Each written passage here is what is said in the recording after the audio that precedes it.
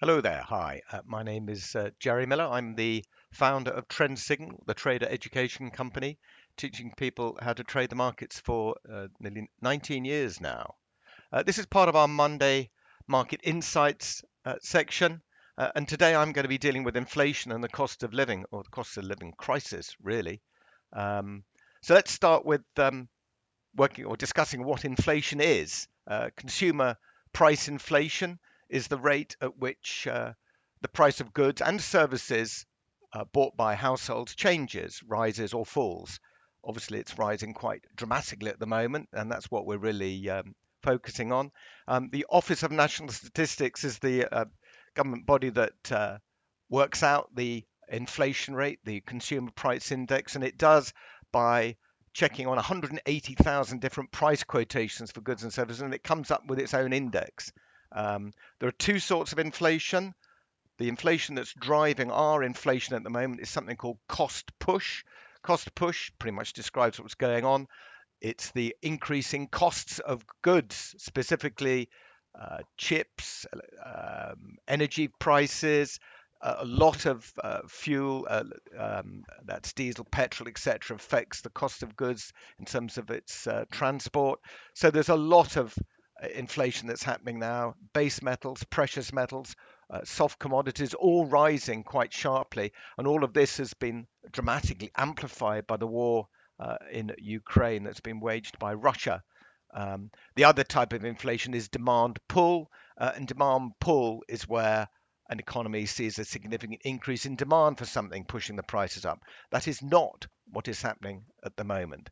So, what has caused the jump in inflation? I think it's largely down to initially supply bottlenecks have been oft used to describe the problems that have caused inflation.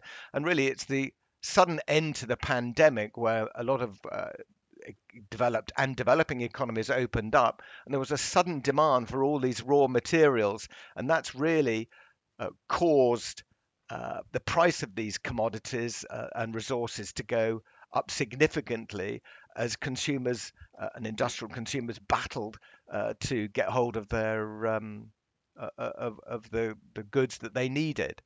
Who is to blame?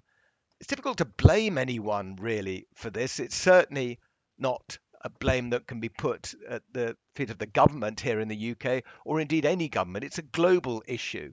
The global business of just in time, where uh, countries supply other countries with much needed commodities and resources, has proved to be a real problem for a lot of businesses. And I think there might be a complete re-evaluation of all this big globalization move. So really, blaming it's difficult, but this has caused a big shock to consumers, to us. Um, we've seen the cost of uh, living jump dramatically. The Office of National Statistics has already reported that 90% of householders blame the price rise of food as the main problem, but actually gas and electricity bills have gone dramatically higher. From the 1st of April, this price cap has gone up by 54%. So for every £100 you were spending before the 1st of April, you're now spending £154, and it's possible it could go up again in October. What will happen to interest rates? Well, that's what we're all worried about. Obviously, inflation means higher prices of goods and services, and what the central bank, that's the Bank of England, has to do is to manage inflation. And having said that, a lot of this is down to a global issue. A lot of it is also a national issue as well.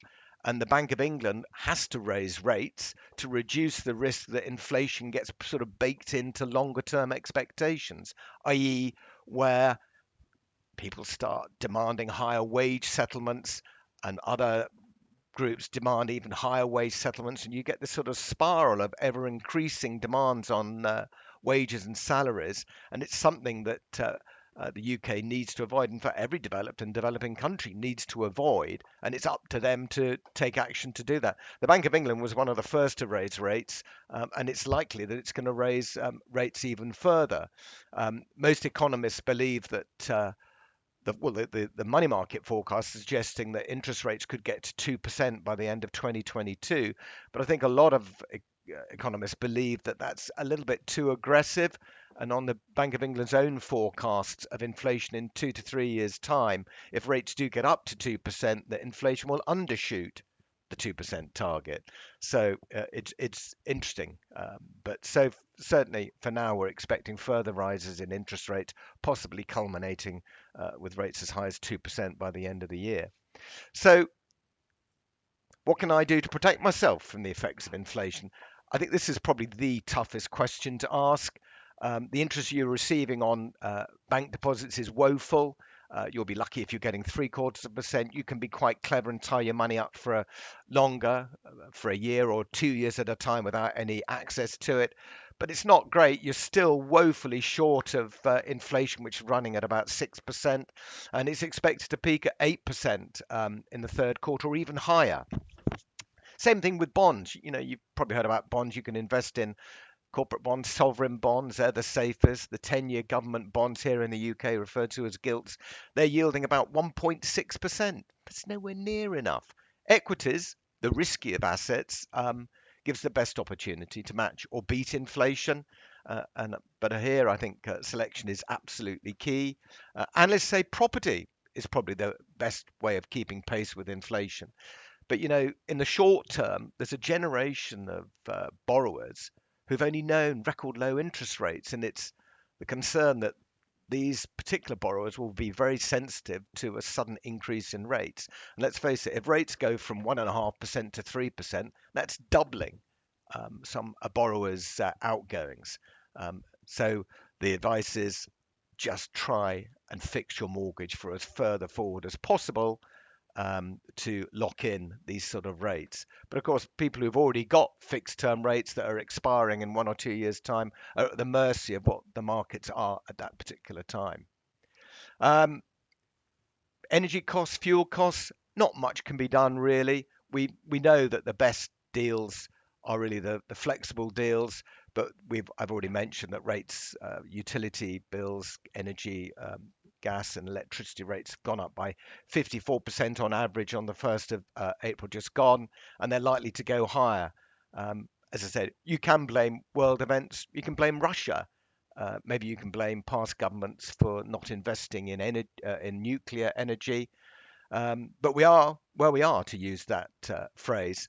The good news is, I suppose, analysts don't believe interest rates will hit that 2% target this year. And, you know, the Bank of England's own forecast, as I said, has us undershooting their inflation target of 2% in a couple of years' time. It's really what happens between now and then that is the real challenge. That's it. Thanks for listening.